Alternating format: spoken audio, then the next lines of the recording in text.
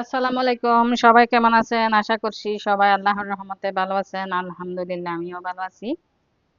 বরাবরের মতো আজকেও চলে আসছি। আজকে কি কি রান্না বান্না করব সবকিছু আপনাদের সাথে শেয়ার করার জন্য।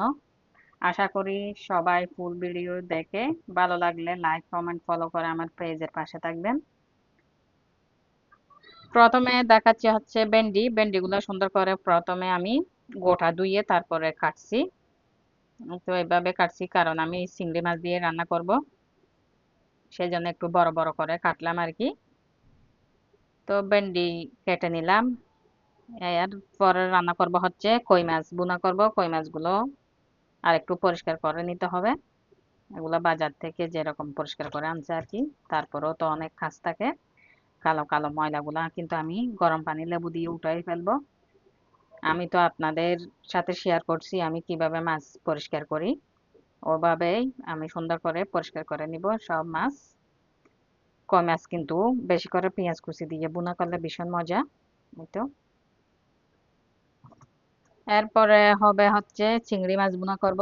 মেহেদির তো ভীষণ পছন্দ চিংড়ি মাছ। চিংড়ি মাছগুলা কেটে একটু বুনা বুনা করে রান্না করব। ভীষণ পছন্দ করে বাচ্চারা।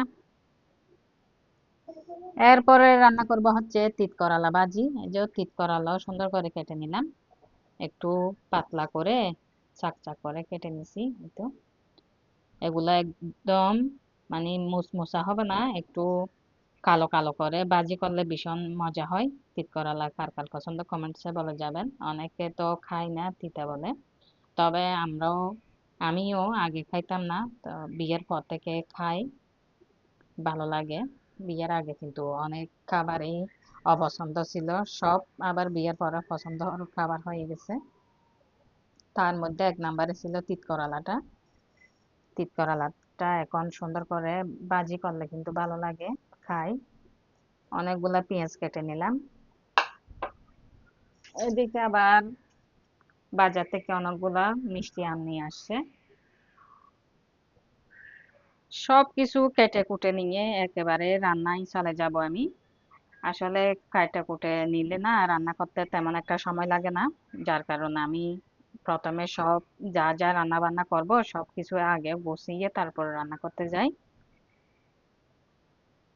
তো আপনাদের আপু ভাইয়াদের এখনো বলবো, যারা যারা আমার পেজটা এখনো ফলো দেন নাই অবশ্যই ফলো দিয়ে দিবেন।